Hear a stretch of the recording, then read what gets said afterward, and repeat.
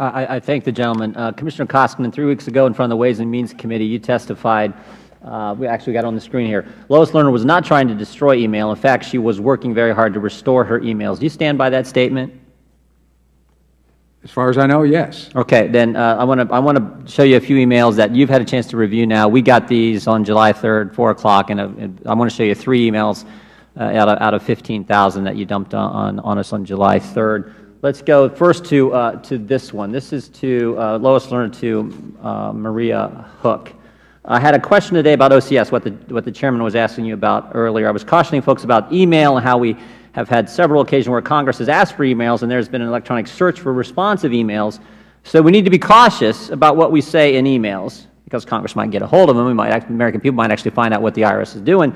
But then she closed, someone asked if OCS conversations were also searchable. Now, your response to the chairman was you don't know anything about OCS. Is that true? You have no idea what this system is? Correct. It's our understanding, after our staff did some background work, that this is an intra-office instant messaging chat-type system that you have in place at the Internal Revenue Service. And this was followed up by a response from Ms. Hook, excuse me. So remember, Ms. Lerner says, I had a question about OCS. Then Ms. Hook responds back, OCS messages are not set to automatically save as the standard. You follow me, Mr. Koskinen? Right along with you. I appreciate it. And then, of course, the response from Ms. Lerner is perfect. So now I want to show you one more timeline, one more slide, and it's actually the timeline from the Inspector General. March 28, 2013, discussion draft report was issued to the IRS. And so here's what I see. Now, maybe you see something different, but this is what I see, and my guess is the American people see this. At our last hearing, we learned that on June 3, 2011, Chairman Camp sent a letter to the Internal Revenue Service saying, hey, we're concerned about what we think may be targeting of conservative groups. 10 days later, June 13, 2011, a bunch of computers mysteriously crashed, including Lois Lerner's computer. Now we jump forward. March 28, 2013, the Inspector General gives the Internal Revenue Service the discussion draft report, his audit. And you all learn, well, you weren't there at the time, but the IRS learns, and specifically Ms. Lerner learns, that you've been caught with your hands in the cookie jar, and that, in fact, targeting was going on, and now the Inspector General knows it. And so 12 days later, we get this email exchange that we just went through, where Ms. Lerner says, wow, I know I've gotten rid of the emails when the computer crashed 2 years earlier, but I better double check on this intra-office instant messaging capability we have here at the Internal Revenue Service. And she says, perfect, when she learns that it's not traceable, not trackable, not stored. And so my question to you, I mean, we know Ms. Lerner's not being square with the American people. Remember, it was just 31 days after this email exchange right here. 31 days later, she went to a Bar Association speech here in town and told the whole world Washington had nothing to do with it. Even though she's trying to make sure her tracks are covered, she told the whole world Washington didn't have anything to do with it. It's a couple rogue agents, a couple line agents in Cincinnati. So we know she can't be trusted. But what I want to know is, why did it take us this long to get these emails? We've been after these for 6 months, and you dump them on us on July 3rd.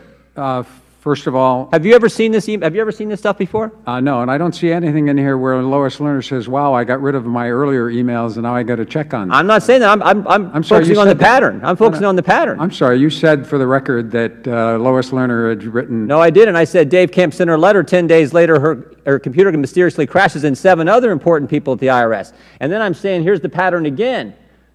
She learns that there's, the Inspector General is going to issue a report that says the IRS was in fact targeting conservative groups, and now 12 days after that she says we better make sure this OCS system doesn't track anything, is not traceable, and Congress and more importantly the American people can't get access to what we were talking about. Let me just interrupt a second. Mr.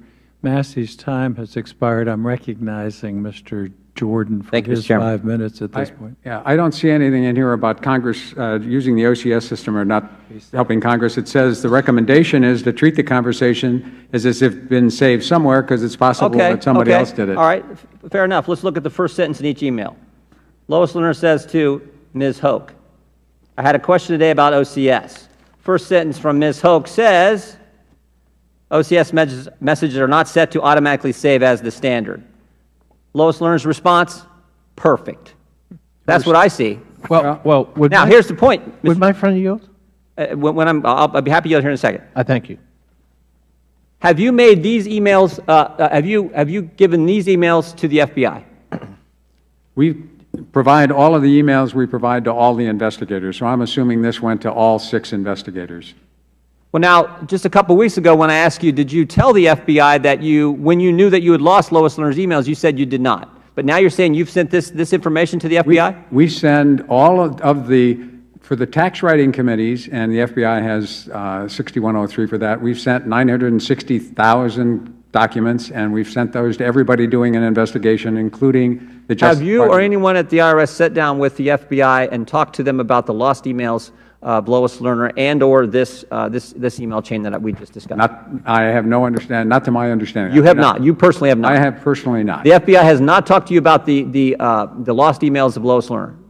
They have not. Has anyone at the Justice Department talked with you or anyone at the Internal Revenue Service about Lois Lerner's lost emails? I don't know.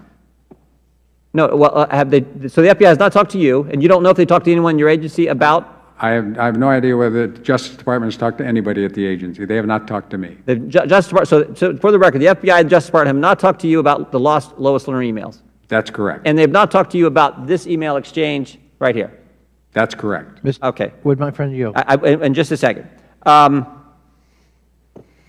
me go to one other thing. One other thing we noticed on this email exchange between Ms. Lerner and Ms. Hook.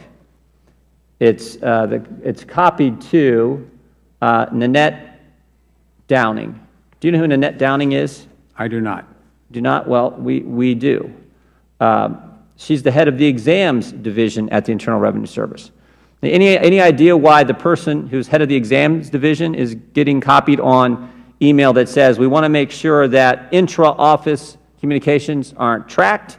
I mean, particularly in light of the fact we also just learned in the past few weeks that Ms. Lerner was hoping Mr. Grassley, Senator Grassley, was going to be referred for an exam.